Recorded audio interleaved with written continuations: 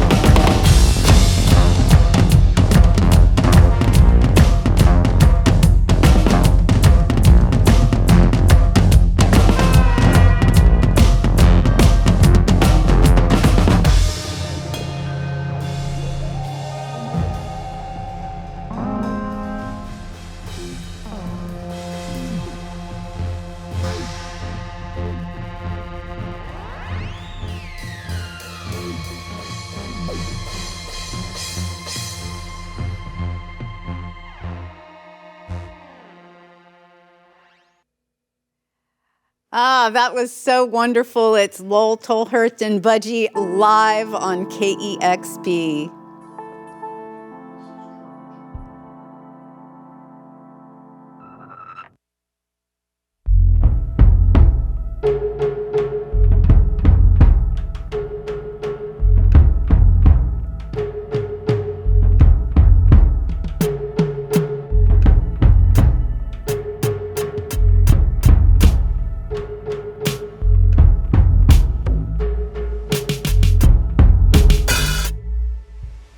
Disclaim theories, Emmanuel series, hotel lounges, and red shoe diaries. Someone found these induced clogged arteries.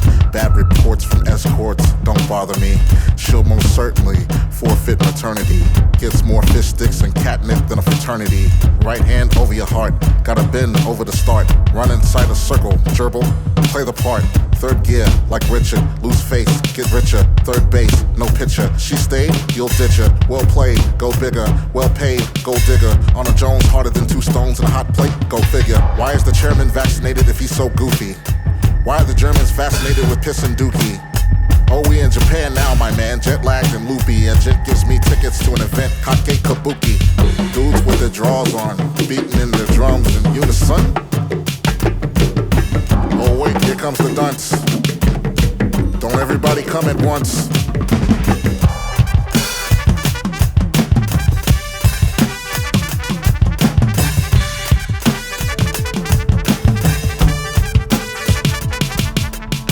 Been here 30 days, took a breath in the depth of the sea, cleansing my dirty ways. Elizabeth to the best with a stress teasing with a flirty face. Back in the early days, she'd have gagged with the dock and the moth looking crack of a slag looking goth prophesizing a man looking moth and in her girly face. Calling her dirty names due to her worldly ways.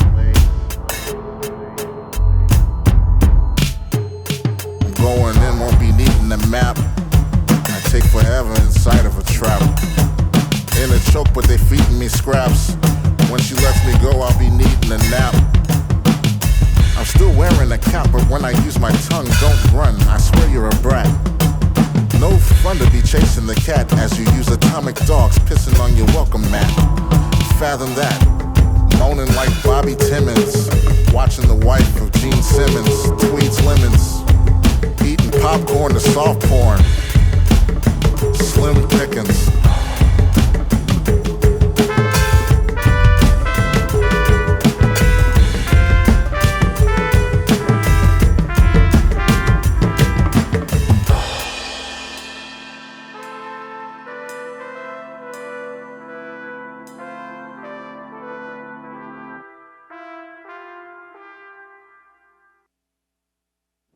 The saddest song ever. That's what makes it beautiful. Uh-oh. Uh-oh.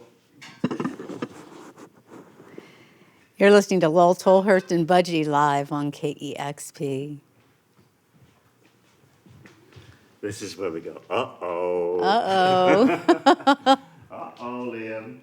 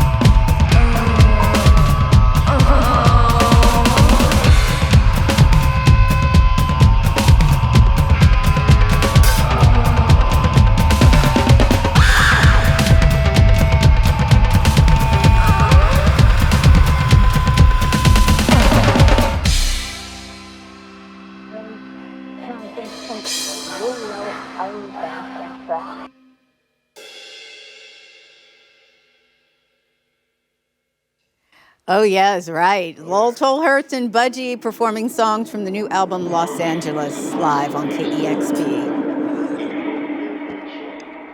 Let's move with Isaac Brock.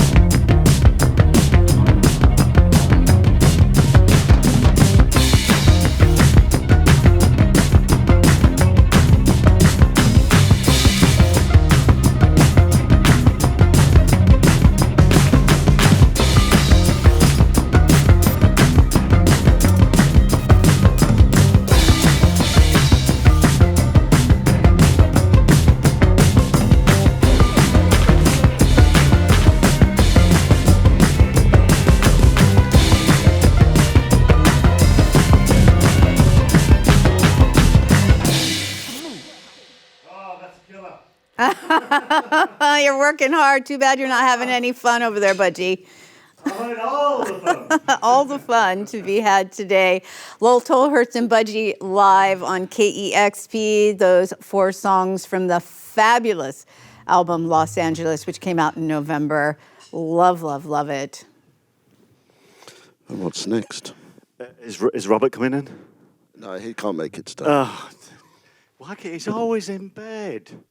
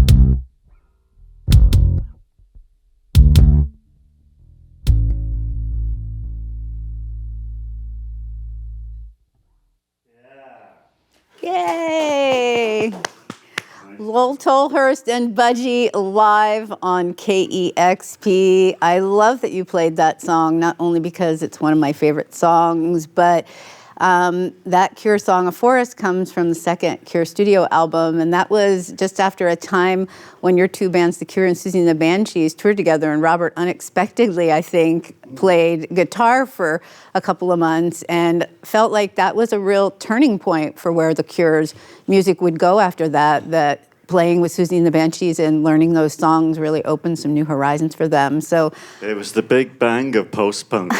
it certainly was. And look where we are almost 45 years later. It is.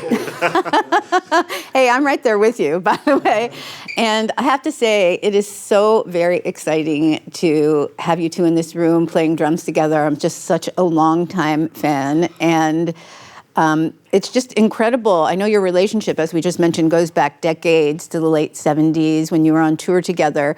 And I'm curious to know, I know you have a podcast that you started in 2021, but listening to this record, it's apparent that you both approach making music with a wonderful sense of curiosity. So how did this project get started? Long. Okay, you have to give me the mic then. It's got echo on it. Well, mainly, like you said, curiosity, that's the key word. We were talking with our friend Jackknife Lee, and he said, what is the job of the musician? The job of the musician is discovery, right?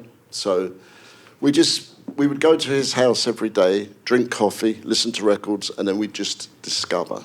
And that's where it came out of, like, a month of that, really. Well, I know that Jackknife Lee has said many times that the drums are his favorite instrument, so you clearly chose a great partner in crime for this record. And he said that he felt that you both brought a musicality and a freshness to the drums. Am I correct in saying that even though you've got all these beautiful sounds in their strings and brass and these beautiful electronics, did it start with the drums? Yeah, always. I mean, what's it James Brown said? All music's drums, and it's true. It's the beginning of all kinds of music. So rhythm, when you listen to a record, what do you hear? You hear the rhythm and the voice. That's it. There was a curious working process. Lal had prepared a lot of loops while I was probably preparing another visa to travel from Berlin to Los Angeles. It was just before lockdown, so we had, I think, 2 weeks to kind of try and get all the tracks down that we had in our heads. And Jackknife has a way of working that he has, always background noise. It's not just us eating ice cream and drinking coffee, but just stuff from all of the world. It's a bit like going on the underground or the metro and recording the kind of cross conversation as the doors open. And that kind of subconsciously fed into what we were doing as well as listening to strange Guyana singers or French Polynesian dancers or something. So it's a kind of real mixing pot without us really contemplating that idea. Well, sitting around eating ice cream, drinking coffee, and listening to records, I want to be in on the next record with all of you. You're invited. Yeah, actually, that's really the best. We planned it. At this point in our life, we figured, That's the way to do we could do what we want to do, really. Well, I understand the three of you two and Jackknife Lee went on a little retreat to Yosemite to sort of kick things off. Tell me what that was like and how that fed into the project. Roll your trousers up. It was very cold, but beautiful. There was nobody else there. It was off season. It was just really bonding. It's so important. So when we got to the studio, that was all done. And then we just ate ice cream and cooked. And every now and then we played drums. The drums were fun because Jackknife really doesn't have a kind of regular kit. It's a kind of what I imagine Tom Waits' studio would be. Sort of found objects, bits of metal, but a few drums as well. So it kind of takes you out your comfort zone straight away, although you feel very comfortable. And I also rummaged through my head and thought, I like that old beat I did on that first album I did with the Banshees. I think I'll just,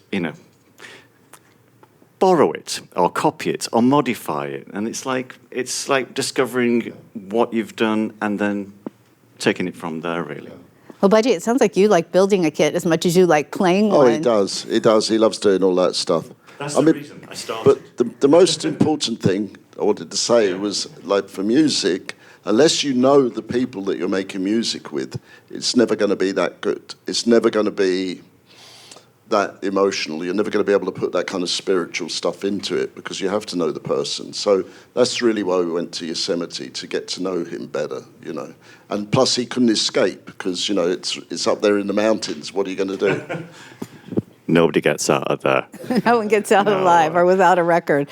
Well, I thought I had read that you had initially thought this might be an instrumental record, but it's anything but. The collaborators on it are so impressive. A couple of songs from James Murphy of LCD Sound System we just heard. I love that track, Travel Channel with Pan Amsterdam, and Arrow de Wild is on a song. Our good friend Isaac Brock. Isaac Brock's on there. Yeah. And also Bobby Gillespie of Primal Screams on 3 songs on the album. The list just goes on and on. Lonnie Holly, who I absolutely love. So how did Voices work its way into this record? As you say, it was going to be an instrumental project akin to maybe the closest we got to was Brian Eno and David Byrne, Bush of Ghosts, so kind of reference point.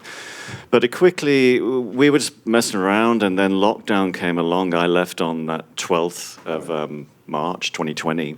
LAX was empty, which is great. But it's a bit sad to be going. But we had the idea of who would we, if we had singers, who would we like? And the list was long straight away. A lot of people were kind of going, I'm not sure I want to be out right now. I don't want to come to a studio. And then Bobby came in, and he didn't just. We'd sent him 3 tracks. Maybe the idea he might shine to 1, and he came back with 3 lyrics, and it was like suddenly, oh, those 12-minute pieces of ambient music we were making suddenly had to go song structure in a way, and we hadn't planned on that, so it took us by surprise as well. James took a little longer. Yeah, James, I had to threaten to come and visit him in Brooklyn and sit with him while he finished it, because he said yes straight away. He's in town. But, yeah, you know, I just had to go and say, well, okay, I'll come and sit with you. He goes, okay, I'll have it done next week. So he did, but he's great. I think really the other thing was, apart from one song where we did the lyrics, the rest of it we just gave them the idea, okay, this is what it's about, this is where we've done it, write something that fits, and they all did. They all slotted right into the right thing. I think there was only one person that we won't name. Oh, don't worry. But didn't work out, and that's fine. You know, they had something else in mind. So, but other than that, it worked perfectly. I was going to say that Jackknife has a few contacts, knows a few people, and there's a gentleman lives on the next mountain. Who could that be? The edge of a mountain. And we flew one out by pigeon post to him, and he flew something back to us. And we were not expecting that. Well, and the guitar on that is not very U2 sounding, and people forget that the Edge has, such a wide talent. A wall of sound there as well. And Jackknife's familiar with his working patterns, so there was a lot of give and take processing going on as well, you know. And also Davide Rossi, who'd worked with Goldfrapp back in some other day, and what's the horn arranger? I always forget his name. The horn arranger. Jordan Katz. Big shout out to those 2 guys, because they really developed the songs into another feel completely. And actually saw Davide playing with this amazing 6/8 string violin, whatever it was. It's quite something. Yeah. Must have been so fun to expand the sound and expand the family of this record. We're looking forward to taking it further. So we're plotting and planning. But we got these dates to do. How fun? Did you initially think you would tour on this record? I mean, why not? Yeah? Yeah, no, 100%, because at this point in our life, we have to go and play it to people. We're not going to sit at home and, twiddle our fingers. It's not really, there's no time like the present. Do I get a job? You're hired. Well, this album is called Los Angeles, and you've said the album spirit is inherently very Californian. And Lowell, you've lived in Los Angeles nigh on 30 years. 30 years, yeah. I'm an Angelino. Cheech Marin told me. I did a thing with him. He said, you're officially an Angelino. You lived here long enough. So, yeah. Well, you've said that living in Los Angeles has completely changed your life, and you're very happy there. And you tell the story of Los Angeles through this record. And James Murphy and Errol DeWild, whose songs you played today, both directly deal with in their lyrics the album artwork. Tell me a little bit about what Los Angeles means to you, and Budgie as well. You live in Berlin. Budgie's been there a lot. Yeah. I kept thinking I had to be in Los Angeles, and the other side of the world kept telling me no. But so this was my chance. I came here a lot. I came here a lot when my life changed after the Susie and the Banshees kind of called it a day. And the Creatures took over, and then that faded. And I came here. I came here looking. I didn't see Lol, though. I saw a lot of other people. It was only when I was on tour with John Grant. And who we have mad love for. John's great. He kind of like took me around the world. You know, it was nice. Just being the drummer in the band was like a nice break. And then Lol and Kevin Haskins and Joe Wong from the Trap Set. We had breakfast in a downtown LA diner, and the seed was sown. And that was it, really. Chance. Or the Big Bang had finally started to recede. Yeah. No, it's never going back. I mean, you know, for me, Los Angeles, like, a lot of people come to Los Angeles and they either get discovered or destroyed, or both things happen. And that was not the case for me. What happened was I came at a very low point in my life, and I felt a lot of acceptance, you know, and love. And there's a lot of artistry there. There's a lot of music there. And I slotted right in. So it's very comfortable for me. You know. And you're clearly very busy making music on tour. Lowell, you have a couple of wonderful books. Thank you. That we love. Doing number 3 now as well. That was my next question. Yeah. No rest for the wicked. No, well, you can't. You've got to get it out somehow, you know. Thankfully. Well, thank you so much for coming by today. It has been such a pleasure. You're always welcome. Thank you. Thank you, Cheryl. We're big fans, really. It's lovely to meet you. Blush. Oh my gosh, it's an understatement to say what a big fan. It's okay. I'll join you in a hot flush. It sounds wonderful. And remember, I'm coming by for ice cream and coffee. Oh my goodness. Lowell Tolhurst and Budgie live here in the KEXP studios. Their album with Jackknife Lee came out late last year. It's called Los Angeles, one of the best of the year. And it is just going to be a classic before you know it. Thank you so much for joining us here today. It's been such a pleasure. And we want to thank all of our wonderful listeners and viewers for supporting amazing sessions like this one. You can learn more about us at KEXP.org. We are listener powered. Feel free to make a gift anytime in support of music discovery and great live bands like this one. Subscribe to our YouTube channel. You'll get notification when this and so many videos launch. Once again, a big thank you to Lowell Tolhurst and Budgie live on KEXP. Discover new music at listener-powered KEXP.org.